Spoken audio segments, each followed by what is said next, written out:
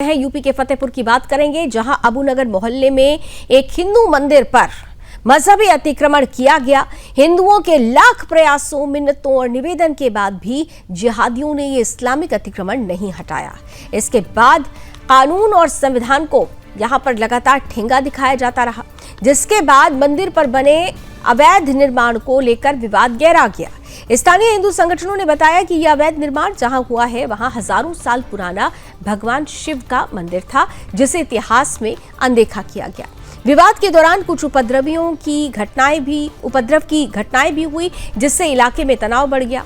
फतेहपुर हिंदू संगठन के उपाध्यक्ष, जिनके अथक प्रयासों के बाद यह अवैध अतिक्रमण का मामला सामने आया है, अब उन्हें हिंदू विरोधी मीडिया सेकुलर गैंग ने विलेन बना दिया है और प्रशासन भी उन्हीं के खिलाफ खड़ा हुआ है, जो अपने अधिकार अपने भगवान के लिए लड़ रहे हैं। क्या हिंदू होना देश में अपराध है? लेकिन जब जब हिंदुओं पर अत्याचार बढ़ा है, जब हिंदुओं की आवाज को दबाया गया है, तब सुदर्शन न्यूज एक ढाल बनकर खड़ा होता है।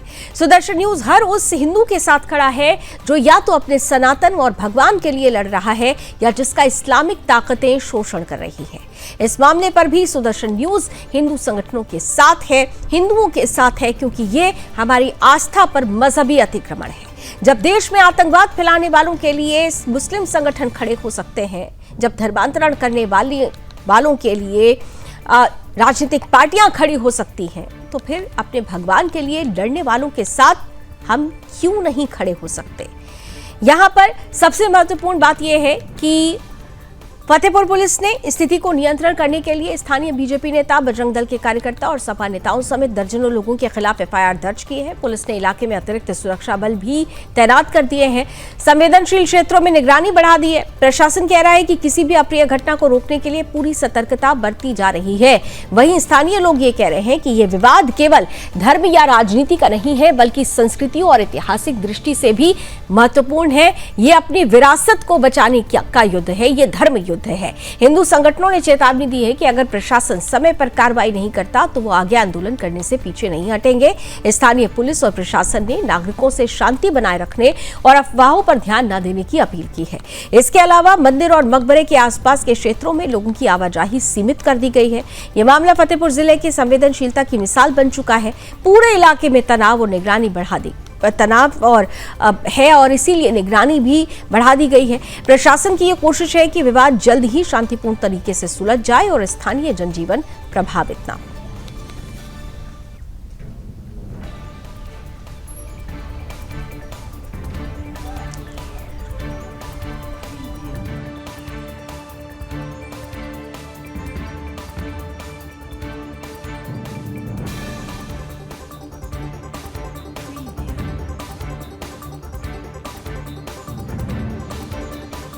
ये कह रहा है कि ये संस्कृति को, अपने अस्तित्व को बचाने का धर्म युद्ध है, इसमें किसी भी हाल में पीछे नहीं हटा जाएगा।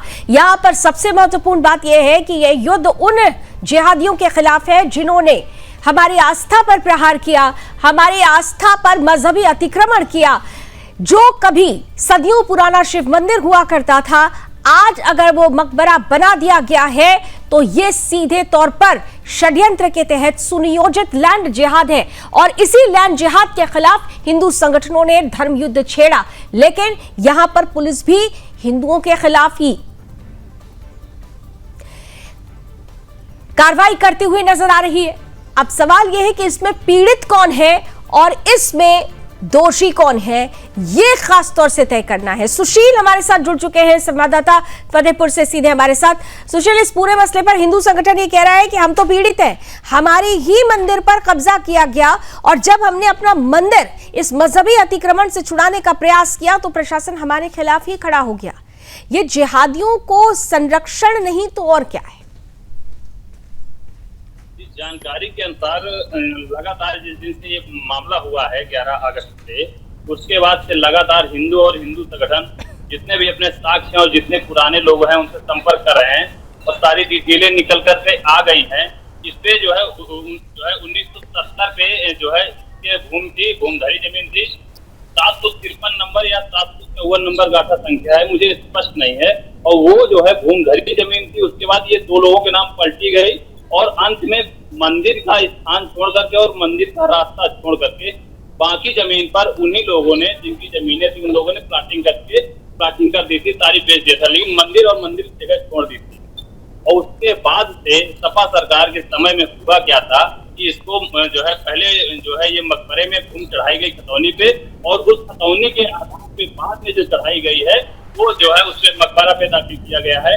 जो मेरे पास साक्ष्य है, जो मुस्लिम लोग वायरल कर रहे हैं, उसी की मैं बात कर रहा हूँ। उससे 2019 का कागज वायरल कर रहे हैं, उनके आधार पे 2019 पे ये मकबरा दाखिल हुआ है। लेकिन जो इतिहास है वो पुराना यही है कि ये मंदिर था और 753 या 754 गाथा संख्या पर ये मंदिर स्थापित। यानी सुशील, साफ तौर पर ये कहा जाए कि वोट बैंक की सियासत यहाँ पर पूरी तरह से देखी गई। एक खास वर्ग के वोट के लिए समाजवादी पार्टी सरकार के संरक्षण में मंदिर पर मकबरा बना दिया गया, जबकि ये जमीन हिंदुओं की, हिंदू आस्था की जुड़ी हुई है। सुशील, सबसे बड़ा विषय यही है कि अगर ऐसा कुछ था तो ये जिला प्रशासन की जिम्मेदारी थी।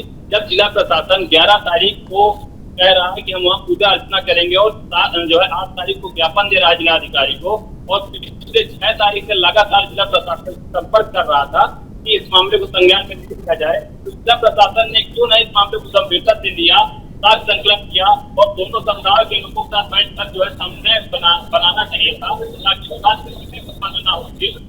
10 तारीख को अचानक से एक शाम को रोका जा रहा है कि जो है हिंदुओं को रोका जाए, तो ये संभव नहीं हो सका। वो इससे हो गई थी, सारा प्रयास हो गया था, और वो अपनी संपत्ति पर, अपनी भूमि पर, अपने मंदिर पर कब्जा लेके जा रहे थे।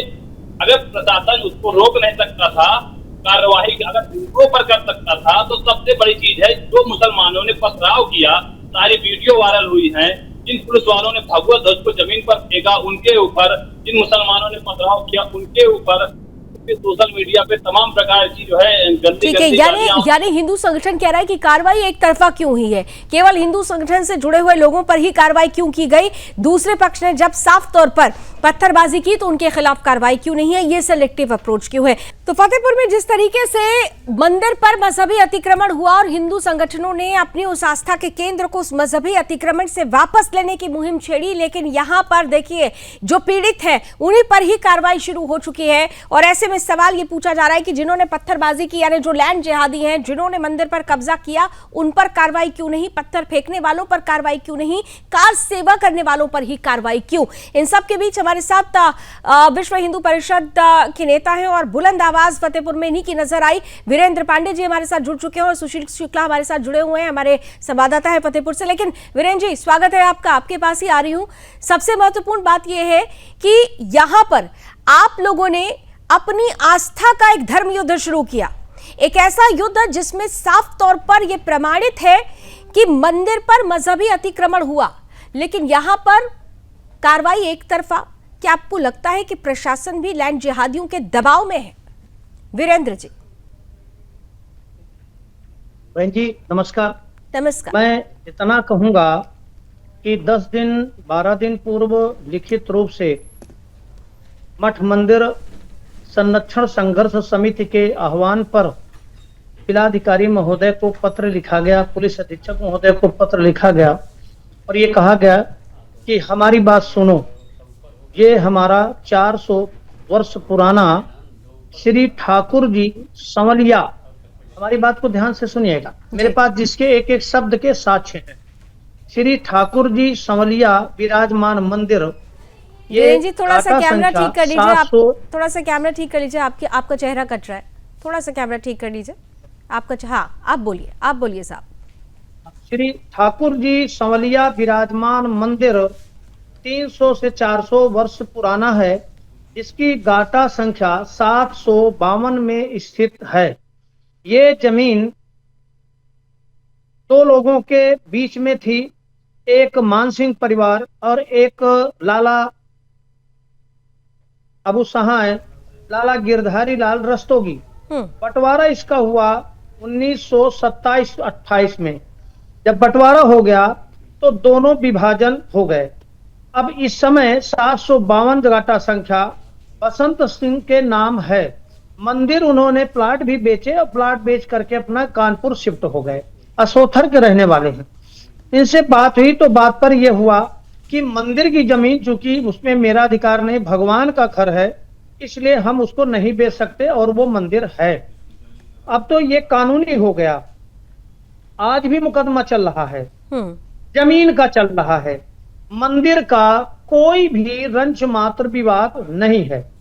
अब आ जाइए 22 में श्रीमान जी, एक लोगों की बैठक हुई मुस्लिम समाज की, और मुतवल्ली अनीस अहमद नाम के व्यक्ति 18-19 वर्ष पहले की बात है, घोषित कर दिया और ये वक्फ बोर्ड चले गए, चूंकि वो 1912 उसमें 22 में और 12 में ये सपा की सरकार थी ये सब, तो ये वहां पर वक्फ बोर्ड में इसको सम्मिलित कर दिया। ठीक है वीरेंद्र जी, मुझे थोड़ा सा रोकना पड़ेगा आपको, बहुत छोटे से ब्रेक का वक्त है, लेकिन आपने बहुत महत्वपूर्ण मुद्दा उठा दिया है। दरअसल ये सारा खेल, ये जो वक्फ बोर्ड चल रहा था, ये वक्फ का जो खेल चल रहा था, वही एक वजह बनी कि तमाम मंदिरों पर मजहबी अतिक्रमण लगातार जारी रहा, और उसका ही नतीजा है कि आज हिंदुओं में आक्रोश है, अपनी आस्था के प्रति समर्पण दिखाने के लिए ही ये आवाज बुलंद हो रही है। तो फतेहपुर में जिस तरह से मंदिर पर मजहबी अतिक्रमण हुआ और अब हिंदू संगठनों ने धर्म युद्ध छेड़ दिया है, इसी पर हमारे साथ लगातार वीरेंद्र पांडे जी जुड़े हुए हैं, जो वीएचपी के नेता हैं और जिन्होंने मुखरता के साथ आवाज बुलंद की। वीरेंद्र जी, ब्रेक से पहले आप महत्वपूर्ण बात बता रहे थे कि सारा जो हुआ है ये संरक्षण समाजवादी पार्टी के संरक्षण में होता गया, ये मजहबी अतिक्रमण, और खासतौर से वक्फ बोर्ड जिसमें संशोधन को लेकर भी खूब हो हल्ला हुआ था, दरअसल वही इसका आधार बना, मंदिरों पर कब्जे का आधार। वीरेंद्र जी, इसके बाद फिर इनकी नियत, ये बंटवारा हो गया। रस्तोगी और मानसिंह परिवार के बीच में ये जमीन टोटल आम की बाग थी, जो अचल उसमें भूमिधरी जमीन है, और आम की बड़ी बाग थी जिसका 1/2 बंटवारा मानसिंह को, और एक बार ये 1927-28 में इसका बंटवारा हो गया। जब बंटवारा हो गया, बंटवारा के बाद लोगों ने अपनी जमीन बेचना शुरू किया, तो ये मान सिंह परिवार ने इनको बेच दिया बसंत सिंह को, जो असोथर के रहने वाले हैं। इनसे बातचीत तब हुई, इन्होंने कहा मंदिर 752 गाटा संख्या में स्थित है, वो मंदिर भगवान का घर है, इसलिए हम बेच नहीं सकते। तो 400-500 वर्ष पुराना मंदिर है। अब इनकी जो जमीन, इनका कहना यह है कि हमारे अब्दुल समद की मजार है।